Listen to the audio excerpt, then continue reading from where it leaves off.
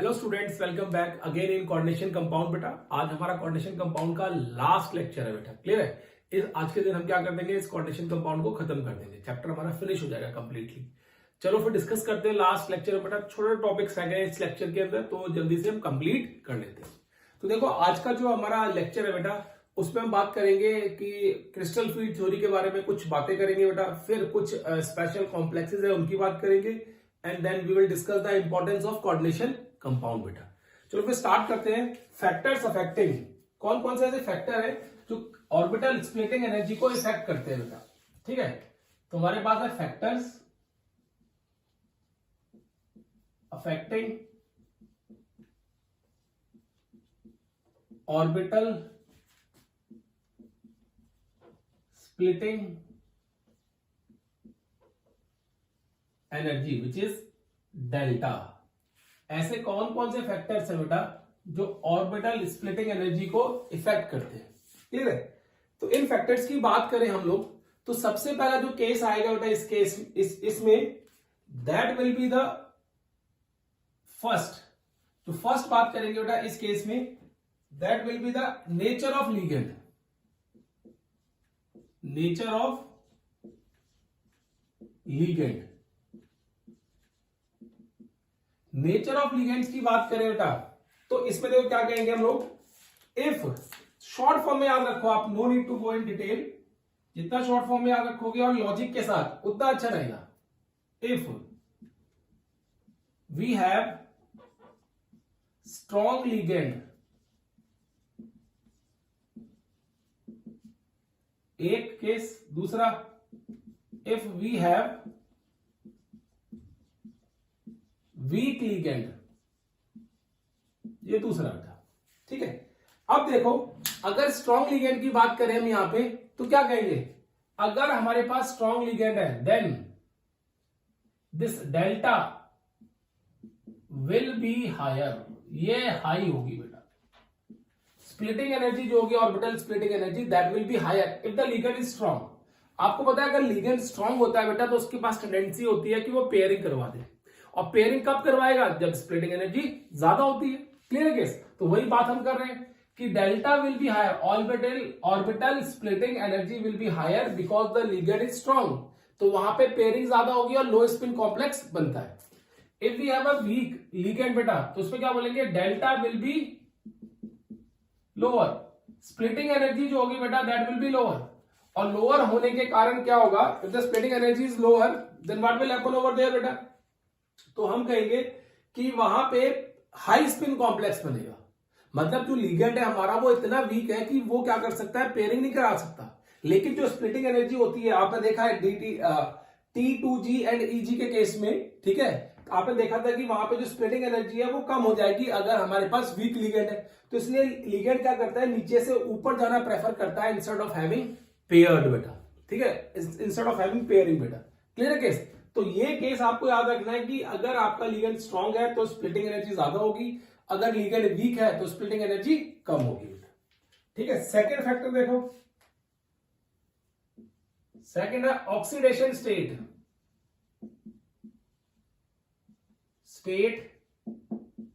Of metal.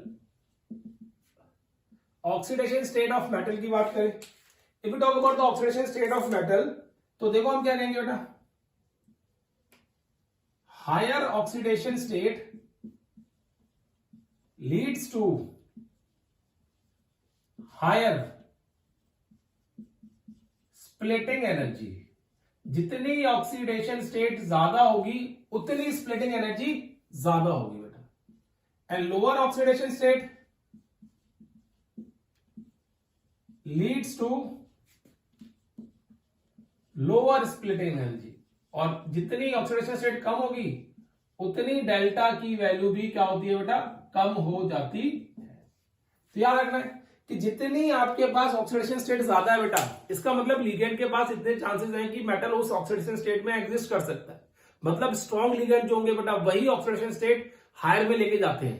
तो याद रखना है जितनी हायर ऑक्सीडेशन स्टेट होगी उतनी उस मेटल की इलेक्ट्रॉन गेन करने की टेंडेंसी होगी, और जितना इजीली वो गेन करेगा क्योंकि उतना अच्छा लेवाइज एसिड होगा, और उतना इजीली क्या होगा, उतनी इजीली उसकी स्प्लिटिंग की एनर्जी बढ़ जाएगी बेटा। क्लियर है? तो जितनी ज्यादा ऑक्सीडेशन स्टेट होगी उतनी स्प्लिटिंग एनर्जी भी ज्यादा होती है CMA की बेटा, सेंट्रल मेटल एटम की। अब विल टॉक अबाउट थर्ड। अगर थर्ड की बात करें बेटा, देखो यहां पे एक फैक्टर है बेटा, 3D सीरीज से 4D सीरीज में जाते हुए एंड 4D से 5D सीरीज में जाते हुए बेटा।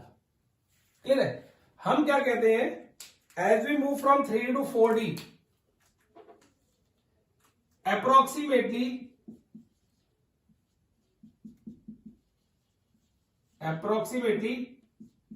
30 to 50% splitting energy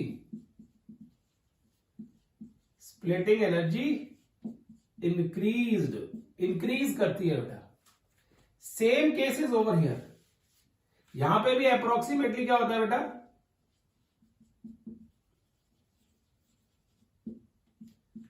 30 to 50%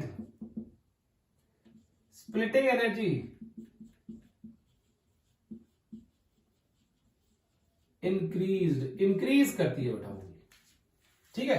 तो इसलिए हम बोलते हैं कि जैसे जैसे हम डाउन द ग्रुप जाते हैं स्प्लिटिंग एनर्जी क्या होती है बेटा, बढ़ती चली जाती है।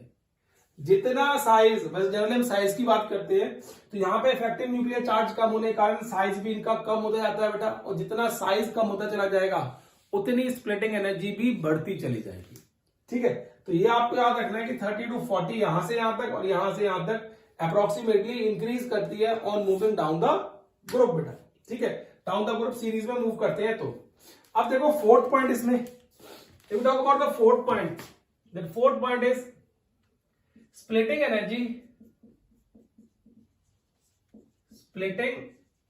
energy depends on structure.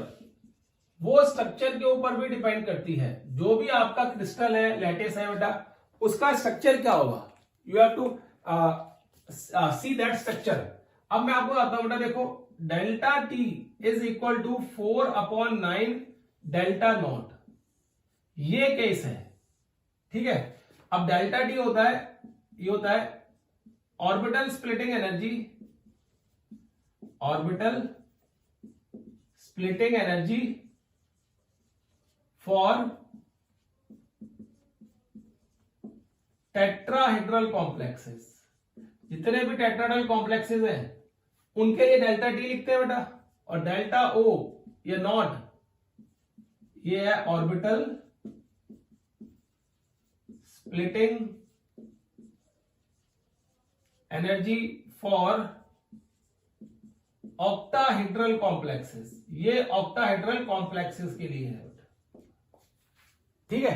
तो हमने यहां पे देखा कि जितना टेट्राहेड्रल कॉम्प्लेक्स है उसकी स्प्लिटिंग एनर्जी कम होती है as compare to octahedral complexes, and this is the relation approximately. दोनों के बीच में, स्प्लिटिंग एनर्जी के बीच में ये रिलेशन हमें देखने को मिलता है। तो ये कुछ फैक्टर है बेटा। ठीक है? These are the certain factor, 4 factors which affect the orbital splitting energy, जो ऑर्बिटल स्प्लिटिंग एनर्जी को इफेक्ट कर सकते हैं। तो आपको ये सारे के सारे फैक्टर पता होने चाहिए बेटा, याद होने चाहिए। नोट करो जल्दी से बेटा इसको, फिर हम आगे मूव करते हैं।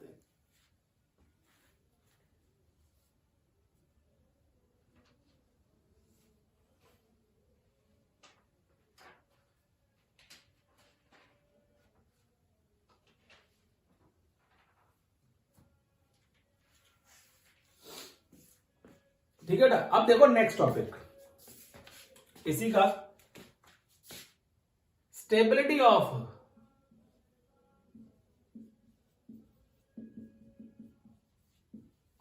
Coordination compound.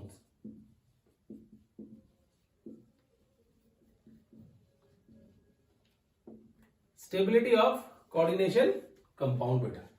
If you talk about the stability of coordination compound, तो देखो क्या कहेंगे हम यहां पे, we will say coordination compounds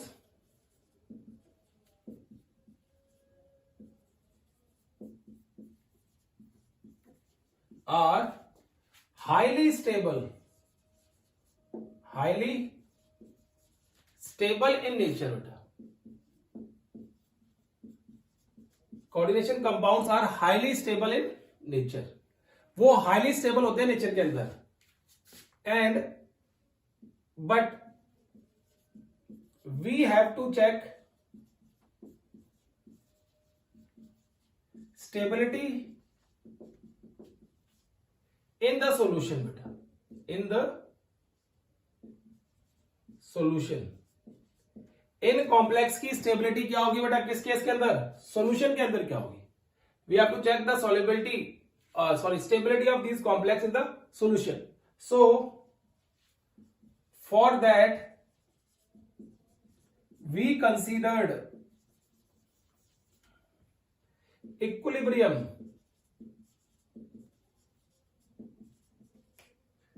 reaction with ligands। तो हम उसके लिए क्या करते हैं, इक्विलिब्रियम रिएक्शन कंसीडर करते हैं किसके लिए, लिगेंड के लिए, एक सॉल्यूशन के अंदर। ठीक है, अब देखो ये इक्विलिब्रियम रिएक्शन होती कैसी है, तो मैं आपको बताता हूं इसमें।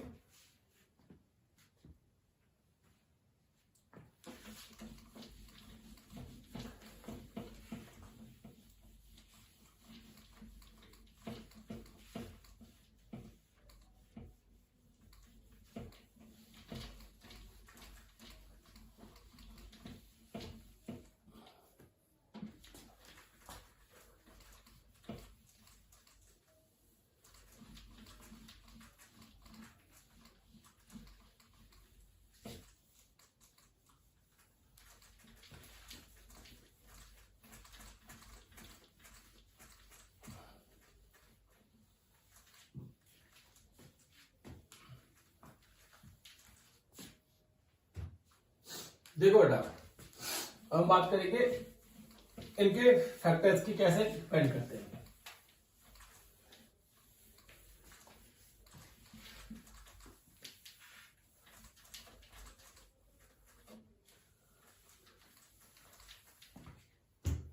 देखो बेटा, हम कहते हैं कि जो इक्विलिब्रियम कांस्टेंट है, इसके लिए कोई भी रिएक्शन लिखिए, सपोज करो लेट इट बी, मैं एग्जांपल लेके चलता हूं यहां पे, और वो एग्जाम्पल कुछ तरीके से लिखता हूं।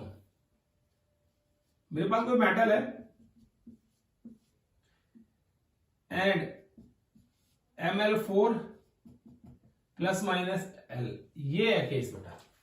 ठीक है, अब इसकी बात करें हम लोग इस कॉम्प्लेक्स की, तो फर्स्ट स्टेप में क्या लिखूंगा, देखो बेटा मैं M plus M and positive, ठीक है, प्लस L, एक लिगेंड बेटा, ये रिएक्शन किसमें, इक्विलिब्रियम में, ये बना रहा है Ml एंड पॉजिटिव, यहां पे कॉम्प्लेक्स का इस तरीके से शो कर दिया। इसके लिए जो इक्विलिब्रियम कांस्टेंट है दैट इज K1, और उसकी वैल्यू क्या आएगी बेटा, Ml plus upon Mn positive into L बेटा, ये आ गई। क्लियर है, अब दूसरे स्टेप में देखो Ml and positive plus ligand, फिर से हमें क्या मिलेगा, Ml2 and positive, this is K2, Ml2 and positive upon Ml and positive and ligand बेटा, ये वैल्यू होगी इसकी। In the same manner we will move further, Ml2 and positive plus ligand, इसके लिए Ml3 एंड पॉजिटिव। तो here we get equilibrium constant K3, जिसको हम stability constant भी बोलेंगे अभी, पॉजिटिव अपॉन लिगेंड। क्लियर है, fourth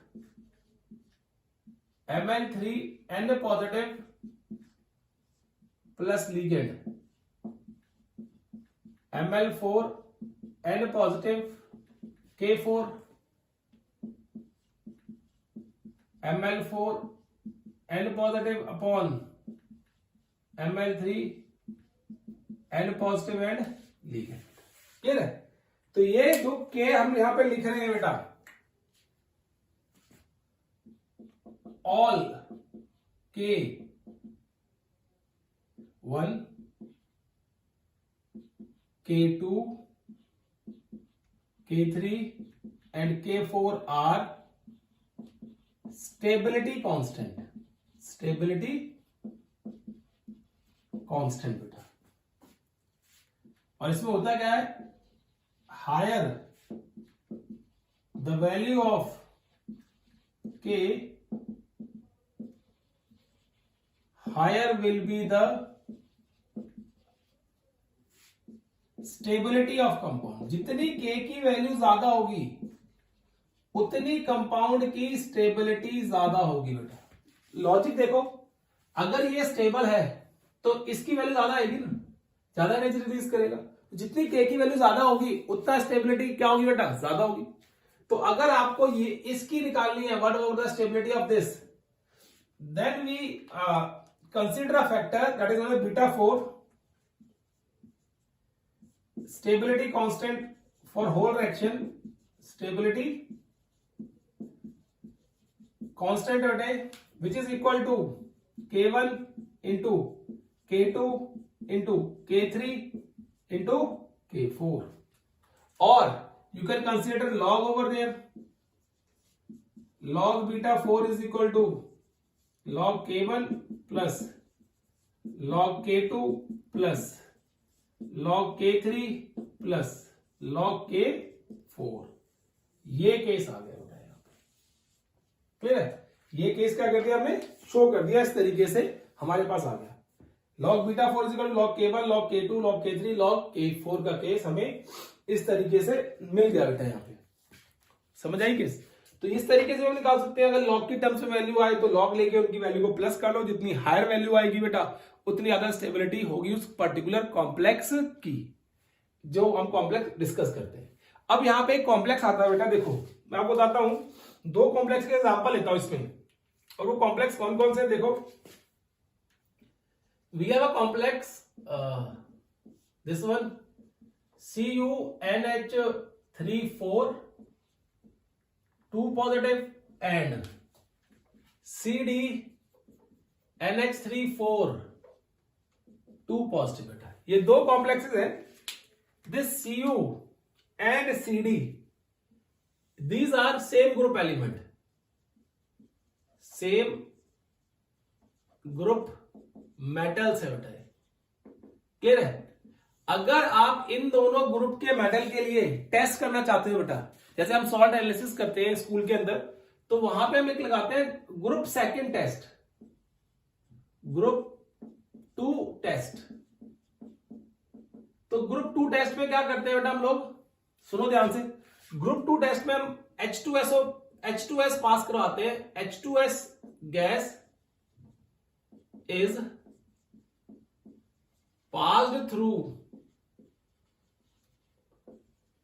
both the above solution, but only CdS, cadmium sulfide, ऐसे लिखो बेटा, but only cadmium 2 positive gives PPT with H2S, not copper 2 positive, copper नहीं देता बेटा, ठीक है। अगर हम ग्रुप 2 टेस्ट कर रहे हैं यहां पे, तो जब H2S गैस पास कराते हैं ग्रुप 2 में से, तो क्या होता है, इस दोनों सोल्यूशन में से पास कराई तो कॉपर 2 पॉजिटिव का रिजल्टिंग आया, लेकिन कैडमियम 2 पॉजिटिव का भी है पॉजिटिव रिजल्ट बेटा, क्लियर है। ये क्यों आता है रिजल्ट इस तरीके से, उसके पीछे रीजन ये है बेटा, देखो रीजन क्या है कि जो कॉपर कॉम्प्लेक्स है CuNH3,4 2 पॉजिटिव जो है बेटा, CuNH3,4 2 positive has stability constant beta is equal to 11.9, ये वैल्यू है बेटा इसकी। एंड कैडमियम के लिए, कॉम्प्लेक्स के लिए बेटा इसकी वैल्यू has stability constant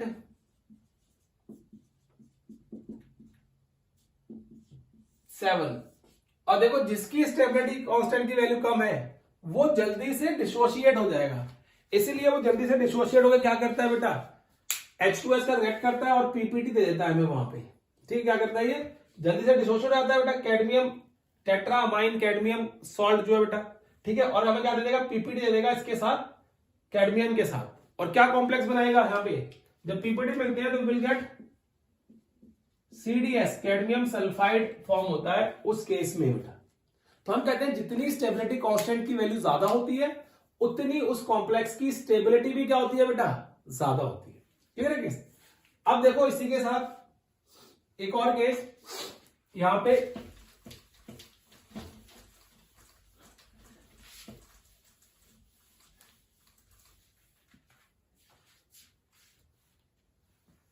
देखो केस क्या है, इसी तरीके से आता है बेटे, एक फैक्टर आता है इनस्टेबिलिटी फैक्टर, इनस्टेबिलिटी फैक्टर। अब इनस्टेबिलिटी ऑफ कॉम्प्लेक्स, ये तो सिंपल सा केस है, instability is equal to 1 upon stability of compound. क्या होती है, instability of compound is reciprocal of stability of compound. ये फॉर्मूला याद रखना, क्योंकि कई बार इंस्टेबिलिटी की वैल्यू अगर आप बीटा 4 की वैल्यू आई है 11.1, तो आप क्या करोगे, इंस्टेबिलिटी 1 अपॉन 11.1 जो डिवाइड करके वैल्यू आएगी, that will be the instability of the compound. जितनी इंस्टेबिलिटी की वैल्यू कम आएगी कंपाउंड उतना ज्यादा स्टेबल होगा, और जितनी ज्यादा आएगी कंपाउंड उतना ज्यादा स्टेबल अनस्टेबल होगा बेटा। क्लियर है क्या। अब देखो इस केस में इस फैक्टर के ऊपर आपके एनसीईआरटी को न्यूमेरिकल दे रखा है, तो प्लीज इस फॉर्मूले को याद रखना। There is one numerical in NCERT, numerical on this factor. ठीक है, तो याद रखना इस केस को, ताकि आपको समझ आ जाए और न्यूमेरिकल आप बहुत इजीली अटेम्प्ट कर सको वहां पे। क्लियर है केस बेटा, नोट करो, चलो आगे जल्दी से।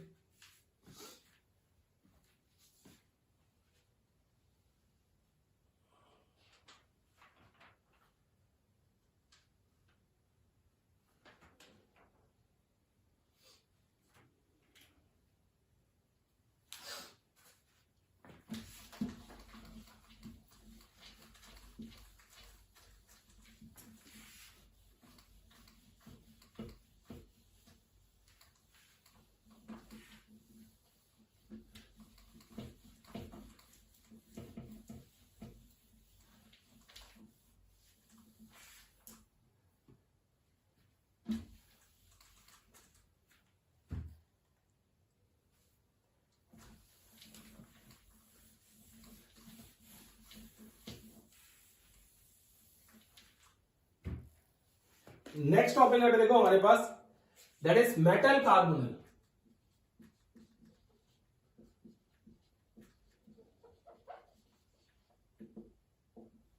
मेटल कार्बोनिल, मेटल कार्बोनिल का मतलब है बेटा, देखो हम बोलते हैं यहां पे carbon monoxide, carbon monoxide is known as carbonyl ligand in coordination compounds,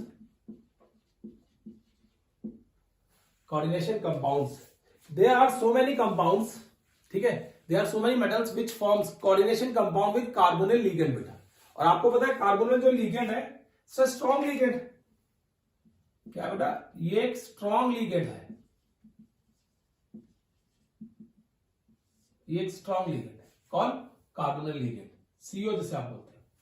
तो अगर हम इसके एग्जांपल्स की बात करें कौन कौन से कंपाउंड ये फॉर्म करता है, तो देखो इसमें क्या करेंगे हम बात, सबसे पहला कंपाउंड फर्स्ट टेट्रा कार्बोनिल निकल, आपने भी सुना होगा। सेकेंड पेंटा कार्बोनिल आयरन,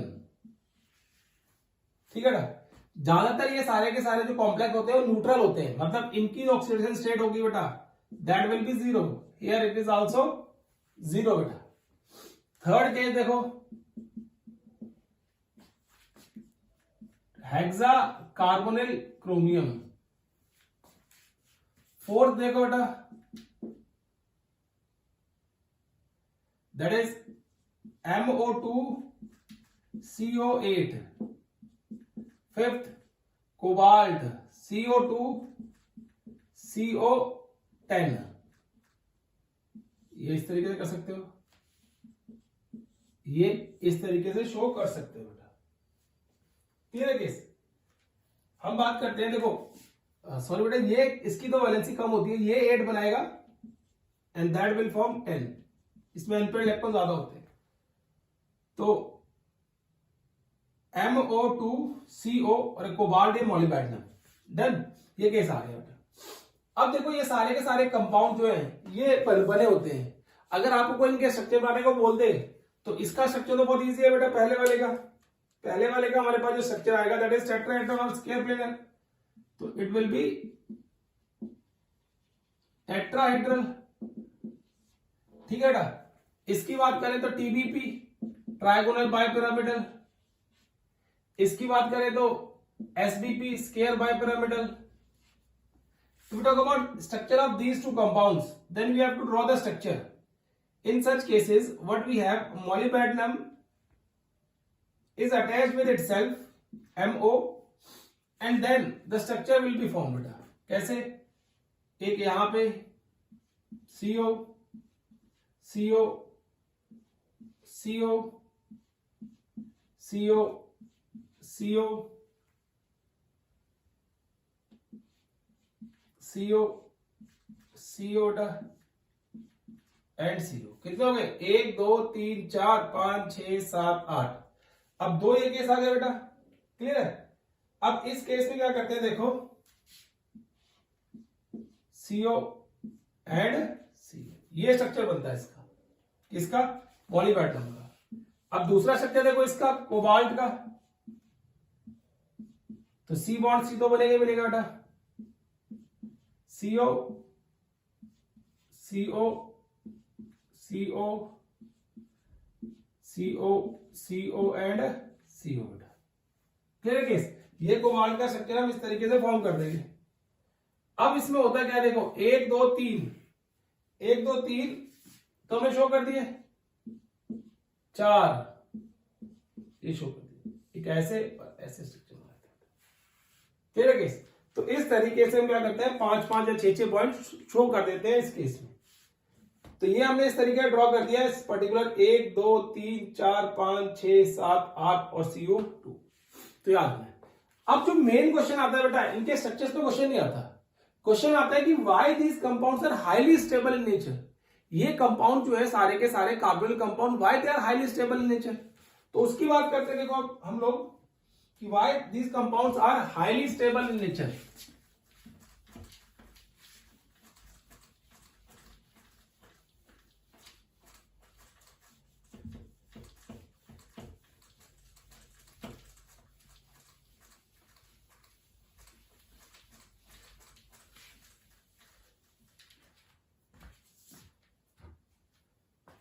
देखो बेटा, why this compound are highly stable in nature.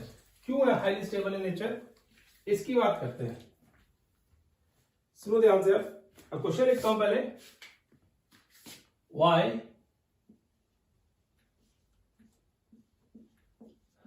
Carbonyl compounds are highly stable in nature।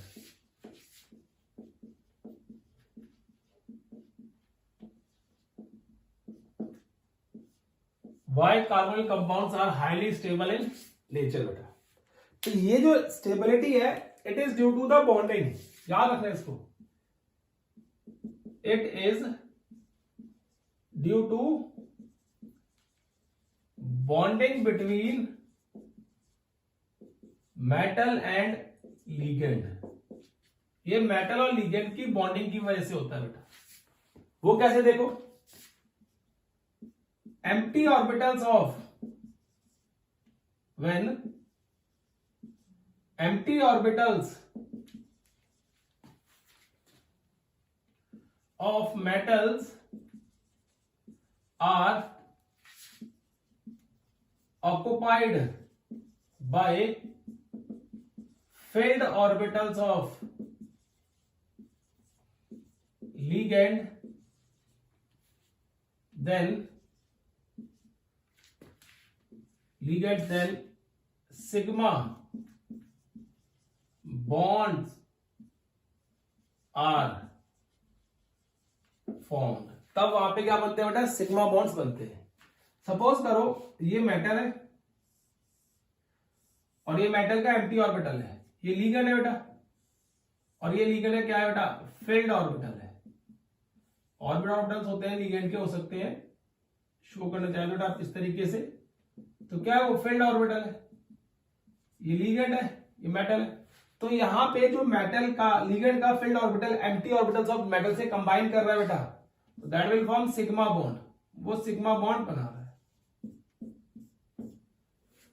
ठीक है, अब दूसरा केस देखो, if field orbitals of metal combined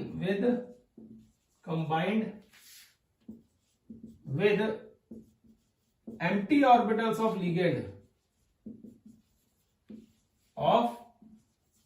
ligands, then pi bond is formed, तब pi bond बनता है बेटा। ये एक एक्स्ट्रा बॉन्ड बन रहा है इस केस में, मेटल कार्बोनिल में पाई बॉन्ड जो बनता है, ये देखो बेटा यहां पे जो बॉन्डिंग हो रही है ना, वो इस तरीके से हो रही है, लिगेंड मेटल को डोनेट कर रहा है, और कोऑर्डिनेशन कंपाउंड्स में ये बहुत कॉमन बॉन्डिंग है। लेकिन जो कार्बोनिल कंपाउंड्स होते हैं उसमें हमें एक तरह की बॉन्डिंग और देखने को मिलती है, दैट इज मेटल जो है वो डोनेट कर रहा है लिगेंड को, इस तरीके की बॉन्डिंग बेटा। तो उसमें क्या है, मेटल जब डोनेट करता है लिगेंड को तो पाई बॉन्ड बनता है, and this sigma pi bond, these sigma and pi bonds give synergic effect,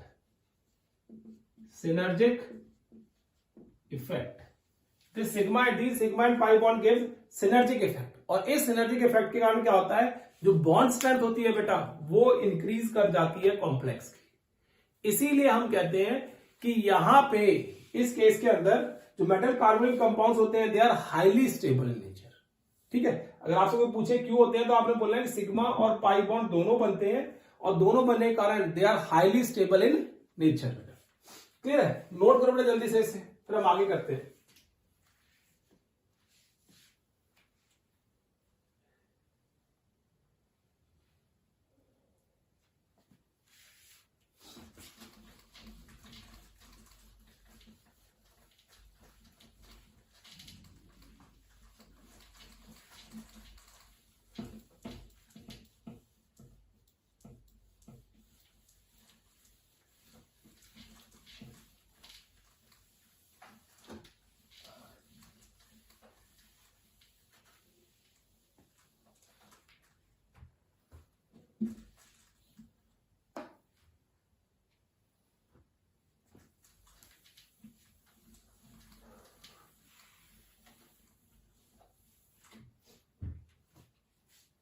देखो बेटा, अब है हमारे पास last topic of this chapter, that is importance of coordination compounds.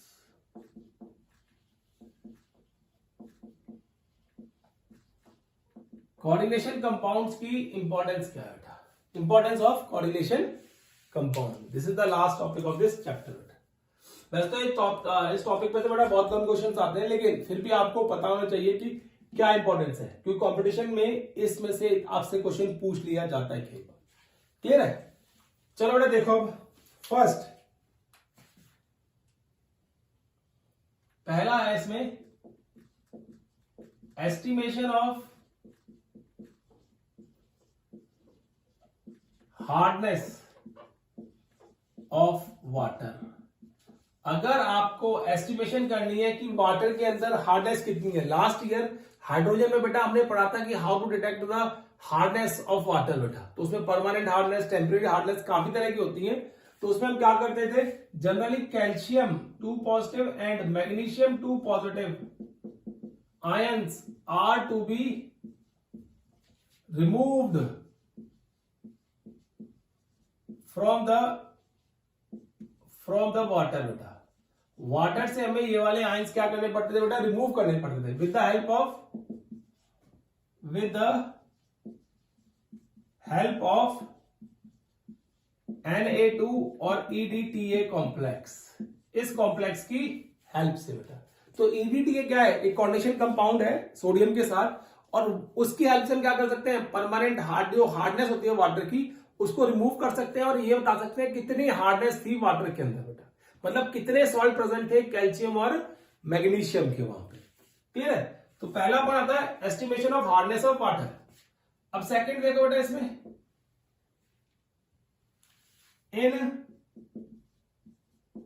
Qualitative and quantitative analysis बेटा, in qualitative and quantitative analysis क्या होता है।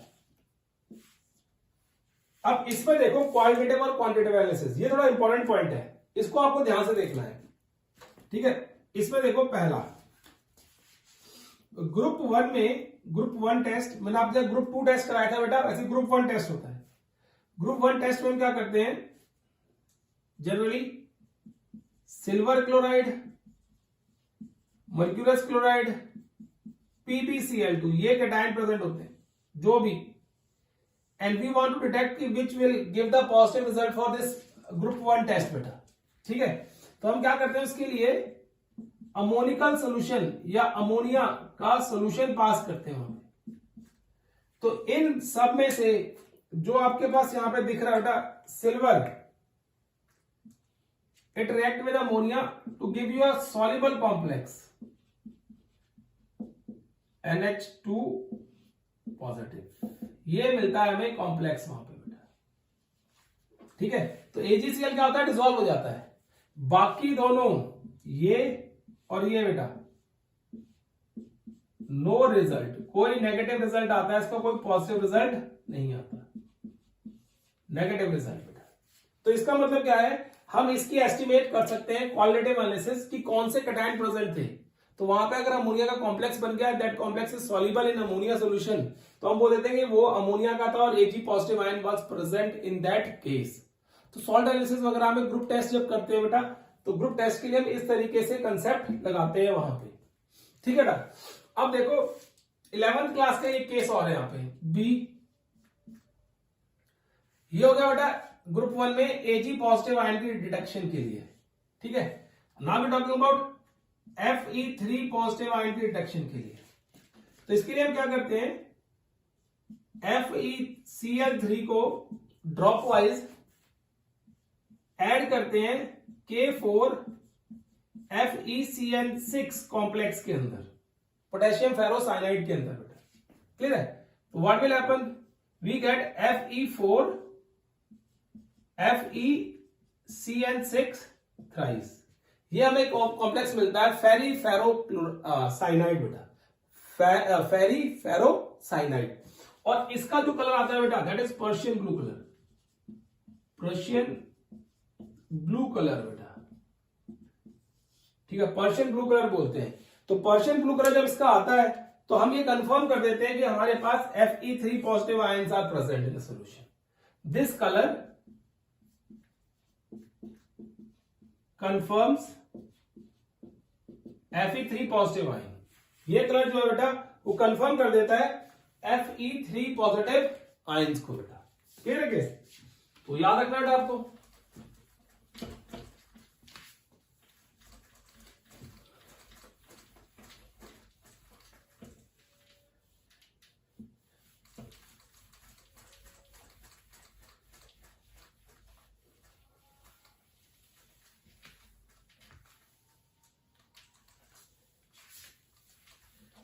देखो बेटा,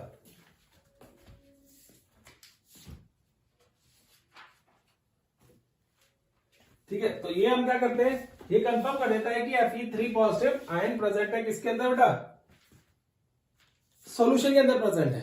ठीक है, अब देखो इसके बाद नेक्स्ट थर्ड केस सी।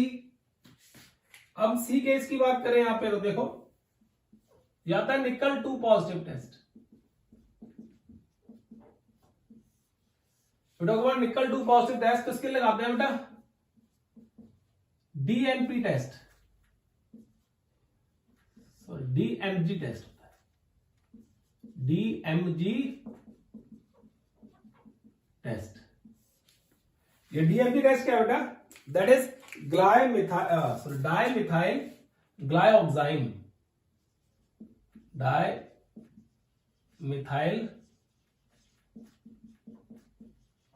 ग्लाइऑक्साइम बेटा, क्लियर है।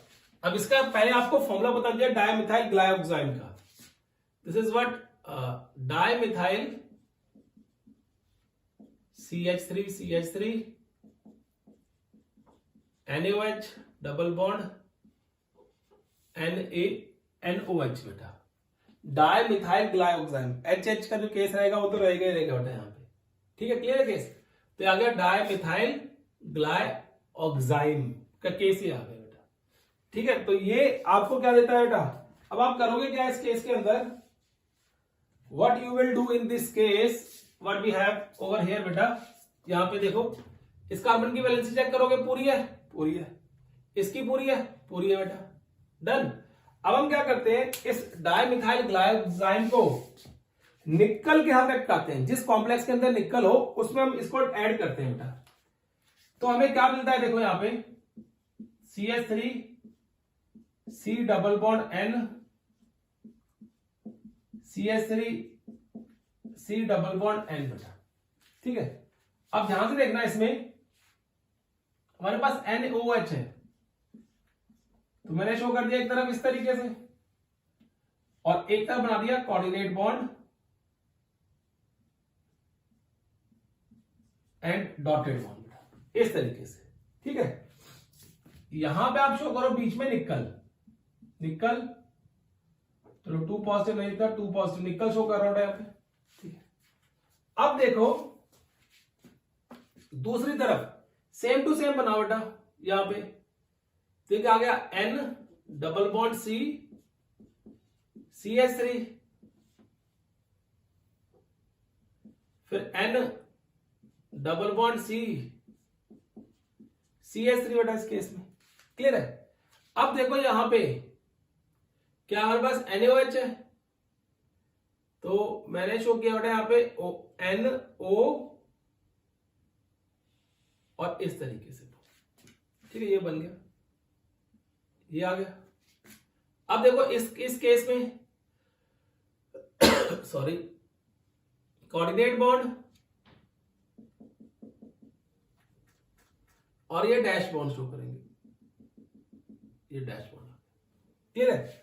अब देखो यहां पे जहां पे सिंपल बॉन्ड बन रहे हैं बेटा, वो कोऑर्डिनेट बॉन्ड बनाएगा इसके साथ, जहां पे कोऑर्डिनेट बॉन्ड बन रहा है वो सिंपल बॉन्ड बनाएगा ऐसे, और यहां पे क्या आएगा, ये केस आएगा इस तरीके से, डन। और जैसे ये फॉर्मेशन होगी निकल 2 पॉजिटिव आयन के साथ, it will give you red PPT, और जैसे ही रेड पीपीटी आएंगे डीएमजी के साथ निकल के, तो आप बोलोगे nickel 2 positive ions are present in this case, इस केस के अंदर निकल 2 पॉजिटिव आयन प्रेजेंट है बेटा, क्लियर है केस। तो ये आप इस तरीके से शो करोगे कंपाउंड को, समझा। तो ये कई बार कॉम्पिटिशन में पूछ लेते हैं कि निकल के टेस्ट के लिए, निकल 2 पॉजिटिव आयन के टेस्ट के लिए हम कौन सा रिएजेंट यूज करते हैं, तो डीएमजी याद रखना, स्ट्रक्चर याद रखना बेटा उसका, as well as you have to remember what this particular complex जो यहाँ पे बन रहा है, जिस तरीके से बन रहा है। कई बार स्ट्रक्चर दे देते हैं और पूछ लेते हैं बताओ जो the following complex is formed during the estimation या qualitative analysis of nickel 2 complexes, तो ये कॉम्प्लेक्स वहां पे बनता है बेटा, are you getting my point. तो ये केस आ गया बेटा, नोट करो जल्दी से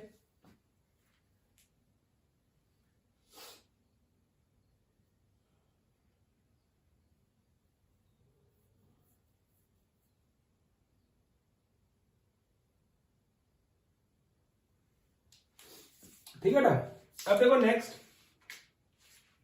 यहां पे नेक्स्ट की बात करें दैट इज डी, तो वो है cobalt 2 positive ion. Talk about the cobalt 2 positive ion, तो इसके लिए क्या करते हैं, देखो सिंपल आपको शो कर रहा हूं। कोबाल्ट क्लोराइड को अब पोटेशियम फेरोसाइनाइड का रिएक्ट कराते हैं। कोबाल्ट क्लोराइड को पोटेशियम फेरोसाइनाइड के साथ रिएक्ट कराएंगे बेटा, ठीक है। अब इसमें क्या कॉम्प्लेक्स बनेगा, देखो will get CO3 FeCl6 bracket close 2 बेटा, ठीक है। और इसका आपको कलर आएगा रेडिश ब्राउन कलर,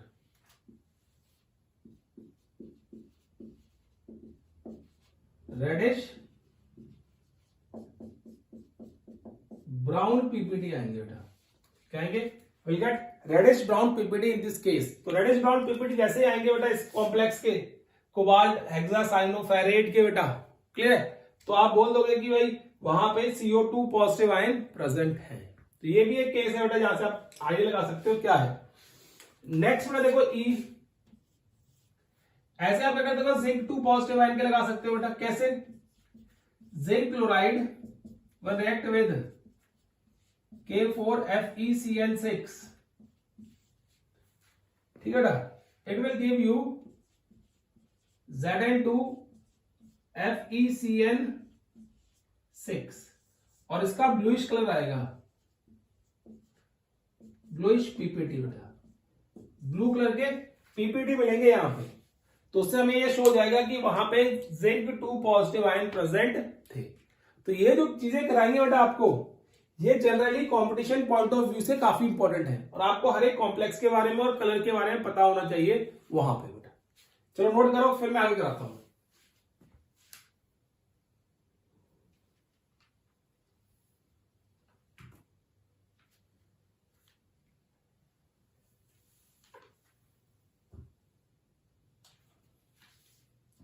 देखो बेटा नेक्स्ट टेस्ट में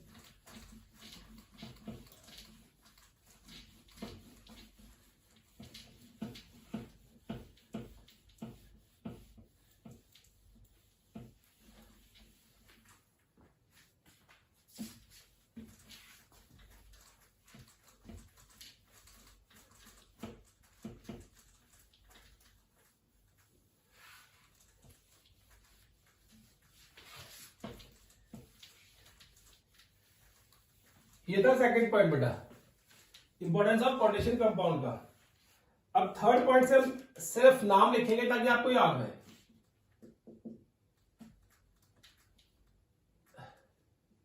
थर्ड, इन इलेक्ट्रोप्लेटिंग, कई कंपाउंड के इलेक्ट्रो कॉम्प्लेक्स कंपाउंड की इलेक्ट्रोप्लेटिंग की जाती है कई मेटल्स के ऊपर so as to save them, ठीक है बेटा। तो in electroplating, fourth, in dyeing of cloth, in dyeings में वगैरह बेटा डाई जब करते हैं, डाई वगैरह में यूज किया जाता है इन कॉम्प्लेक्स कंपाउंड को। Fifth, in biological system,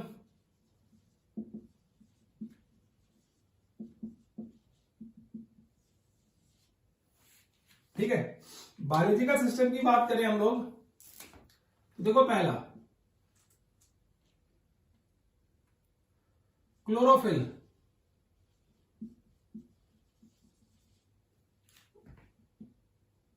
chlorophyll में वी हैव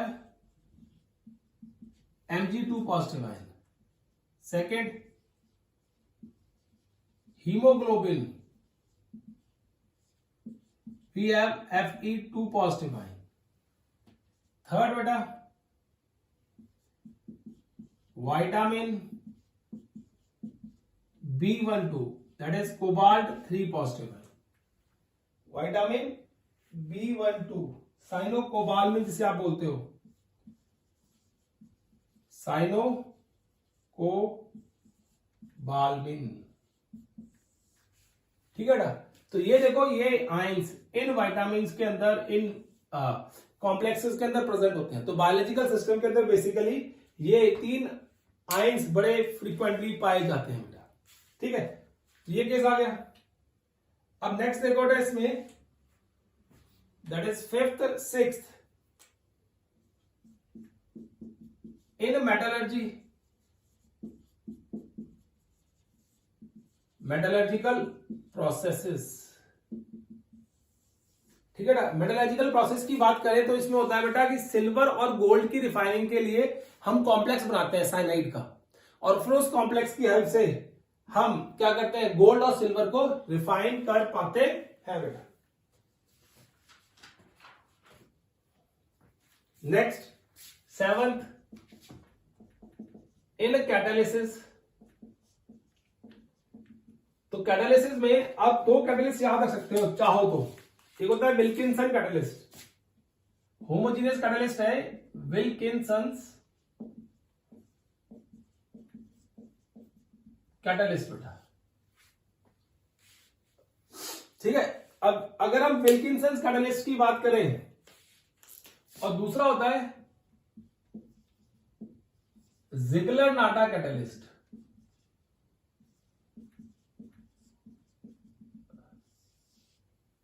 क्या होता है, जिगलर-नाटा कैटालिस्ट. अब जो विल्किंसन कैटालिस्ट है बेटा, उसको हम बोलते हैं triphenyl phosphine rhodium chloride. Triphenyl phosphine इस तरीके से शो कर देते हैं बेटा हम लोग, साथ में लिखते हैं रोडियम क्लोराइड. और ये जो होता है बेटा, ये होता है titanium tetrachloride plus triethyl aluminium. ये दोनों जिगलर-नाटा कैटालिस्ट है जो पॉलीमर्स के अंदर यूज किया जाता है, और विल्किंसन कैटालिस्ट है जहां पे होमोजेनियस कैटालिसिस हो, वहां पे हम इसको बहुत फ्रीक्वेंटली यूज करते हैं बेटा. ठीक है, नेक्स्ट देखो, एट्थ, इन मेडिसिन्स.